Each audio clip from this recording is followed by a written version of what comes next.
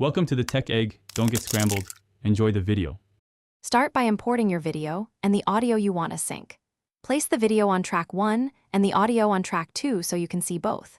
Make sure the project frame rate matches your source to prevent drift. Mismatched frame rates cause slow desync over time. Turn on waveform display so you can visually match peaks. Once done, zoom the timeline to at least 200% so fine adjustments are easier and you can spot transient peaks precisely.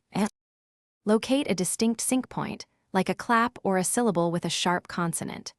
Match that audio waveform peak to the exact video frame showing the action. Use Clipchamp's nudge controls to move audio by single frames or small time increments. Small changes matter. If the audio is longer than the clip, split and trim excess, then ripple delete to close gaps. Make sure to scrub back and forth to confirm alignment across several sync points so you catch any drift early. After initial sync, play the clip at normal speed and also at half speed to watch lip movement against audio.